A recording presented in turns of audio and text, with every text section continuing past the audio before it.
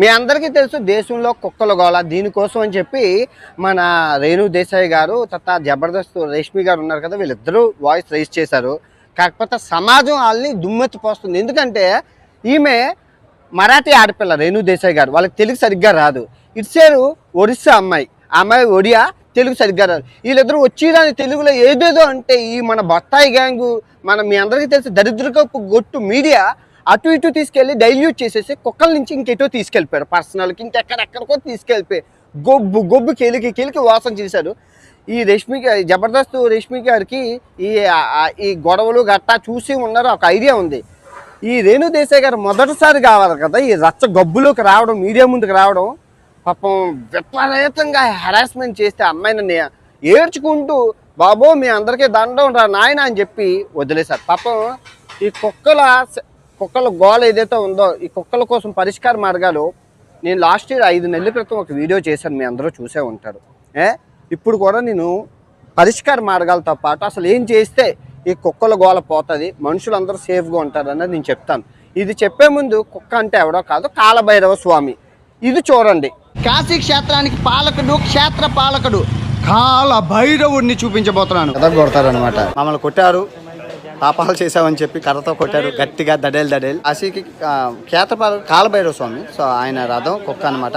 చూసారా, కాశీ విశ్వేశ్వర స్వామి ఆలయంలో కాలభైరవుడు ఉంటారు. మేము కాశీ యాత్రలో భాగంగా కాశీ క్షేత్రానికి క్షేత్ర పాలకుడు మన కాలభైరవ స్వామి. మనం కాశీ వెళ్ళి వస్తే కుక్కని తీసుకొచ్చి మెల్లో దండేసి పూజ చేస్తాం. అటువంటి కుక్కల్ని నిన్న కామారెడ్డిలో 500 కుక్కల్ని చంపేశారు. ఎందుకు చంపేశారు మీ అందరికీ తెలుసు.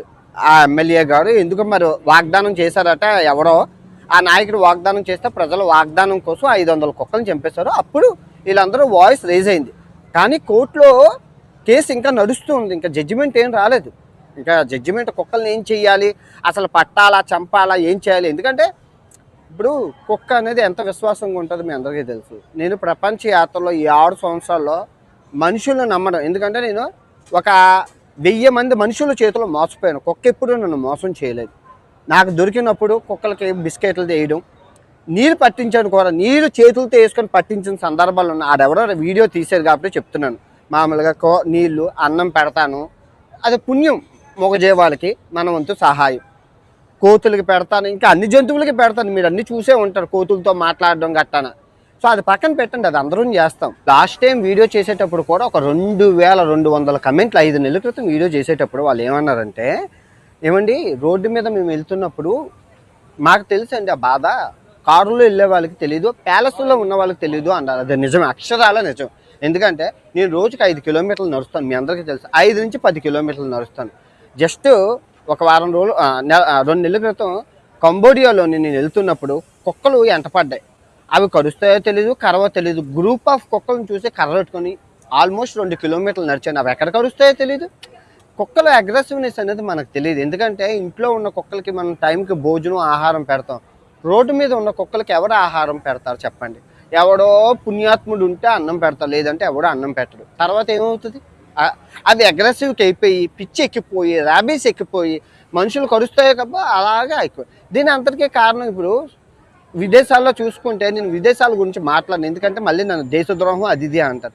విదేశాల్లో కొన్ని దేశాల్లో కుక్కలకి హాస్పిటల్స్ ఉంటాయి, కుక్కలకి పార్కులు ఉంటాయి, కుక్కలకి బాత్రూమ్లు ఉంటాయి, కుక్కలకి అది అమ్మ జీవితం, కుక్కలకి హక్కులు కూడా ఉన్నాయి. సో మనం విదేశాలు వదిలేండి, మన దేశంలో మామూలుగా కుక్కలకి కుటుంబ నియంత్రణ వ్యాక్సినేషన్ చేయమని ఫండ్స్ రిలీజ్ చేస్తారు గవర్నమెంట్, ఎందుకంటే పిల్లలు పుట్టకుండా చేయమని. కానీ మన వాళ్ళు బద్ధకం చెయ్యకపోతే ఆ కుక్కలు ఏం చేస్తాయి ఖాళీగా ఉండి. అందుకే బజారు కుక్కలు, ఊర కుక్కలు అని ఎందుకు అంటారు? ఇదే విధంగా, ఇదే రీజన్తో అంటారు.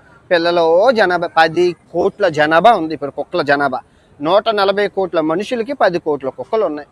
ఎవరు పెంచారు, ఎవరు పోషించారంటే అవే గాలికి అవే అలా పెరిగిపోయాయి. ఇంట్లో ఉన్న కుక్కలకంటే హాస్పిటళ్ళు, థర్మామీటర్లు చేయాలి. కానీ రోడ్డు మీద కుక్కలకి అదేం అక్కర్లేదు, రోగ నిరోధక శక్తి ఎక్కువ ఉంటుంది. గాలికి అవే పెరిగిపోతే ప్లాస్టిక్ కవర్లు, పీతులు అవి ఇవి తిని చెత్త కుక్కల మీద అలా పెరిగిపోయిన జాతి ఉన్నది కుక్కలు.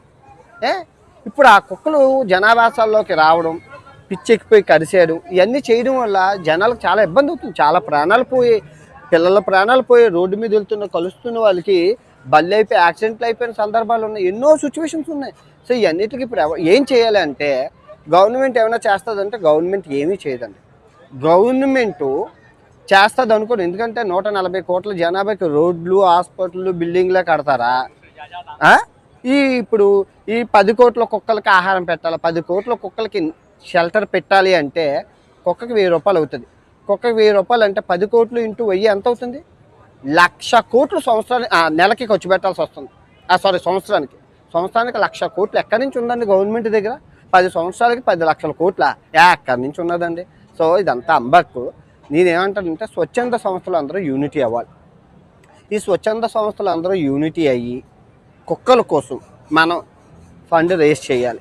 ఫండ్ రేస్ చేసుకొని ప్రతి సిటీలోని ఒక్కొక్క ఎకరం భూమి కొని ఆ కుక్కలను అందరినీ అందులో పెట్టి టైంకి ఆహారం పెట్టి బతికినంత వరకు చూసుకుంటే సరిపోతుంది. ఇంకా తర్వాత రాదు. అందులో వ్యాక్సినేషన్ ఇచ్చి మీరు రోడ్డు కుక్కలు పెంచుకోవాలంటే గవర్నమెంట్ అథారిటీ తీసుకొని పెంచుకోండి. ఇది అంతా కాదండి. రతన్ టాటా గారు నుండి బాధ లేకపోతుంది. మీ అందరికీ తెలుసు కదా, రతన్ టాటా గారు ఒక అబ్బాయిని పెంచుకున్నారు. ఎలా పెంచుకున్నారో తెలుసు కదా. అబ్బాయి రోడ్డు మీద కుక్క యాక్సిడెంట్ అయ్యి వెళ్ళిపోతుంటే ఆ కుక్కను పట్టుకొని ఏదో చేస్తే అబ్బాయిని పిలిచి కుక్కనే ఎంత బాగా చూసుకుంటున్నావు అంటే నా కంపెనీని ఎంత బాగా చూసుకుంటావు అని చెప్పి ఆయన్ని దత్తత తీసుకొని ఫ్రెండ్షిప్ చేసుకొని అబ్బాయిని చదివించారు. అలాంటి మంచి దాతృ హృదయం కలిగిన రతన్ టాటా గారు స్వర్గస్థులు అయిపోయారు. ఆయన ఉండుంటేనా చిటికలో మొక్కలు ఈ కుక్కలన్నింటినీ దత్తత తీసుకొని మేము పెంచుకుంటాను, ఎవరిని చంపకండి అనేవారు. అటువంటి మహనీయులు లేడు. ఈ అదానీలు అంబానీలు ఆస్తులు పెంచుకోవడంలో ఉంటారు కానీ కుక్క లేదు, అక్క లేదు, మొక్క లేదు, ఇంకేటీ లేదు. కానీ రతన్ టాటా గారు చచ్చిపోయి ఏ లోకంలో ఉన్నారో నిజంగానా మహానుభావుడు. ఏ ఆపదన్నా ముందుకొచ్చి చేయూతనిచ్చేవాడు. అప్పుడు మాల్దీవ్స్లో కూడా ఏదో ఇష్యూ అయితే నేనున్నానని చెప్పి ముందుకు వచ్చాడు. కరోనా టైం ఇప్పుడు నేనున్నానని ముందుకు వచ్చాడు. ఇప్పుడు ఈ కుక్కల ఇష్యూలో కూడా ఆయన ఉంటే కథ వేరేగా ఉంది. ఏదైతేనేం కానీ ఇది ప్రజా సమస్య. ఇటు జంతు ప్రేమికులు చాలా తక్కువ మంది ఉంటారండి. 5% ఉంటారు జంతు ప్రేమికులు. మిగతా 99% ఎందుకు ఉండరంటే వాళ్ళకి బిజీ లైఫ్. తినడానికే తిండి లేనప్పుడు కుక్కకి ఏం పెడతారండి? 3 పూట్ల మనకే నోట్లో వేళ్ళు వెళ్ళకపోతుంటే కుక్కకి ఏం పెడతాం చెప్పండి అంతేనే కదా.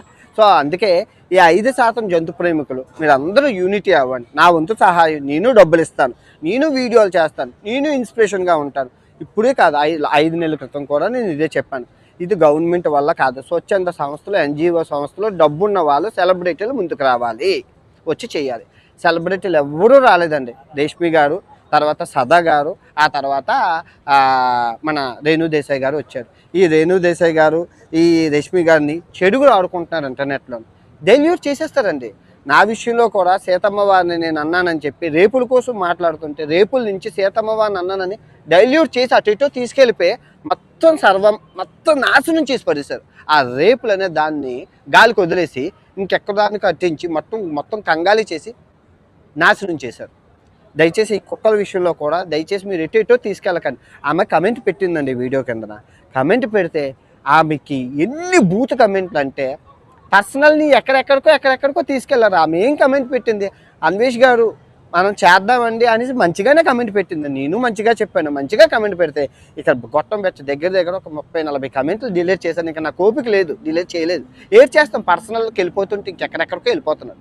ఎనీవే ఈ ప్రాబ్లం ఎంతటితో సాల్వ్ అయ్యి రేణు దేశాయ్ గారు ఇంకా ముందుకు చాలామంది రావాలి. జంతు ప్రేమికులు వచ్చి వాళ్ళ వాయిస్ రేస్ చేయాలి.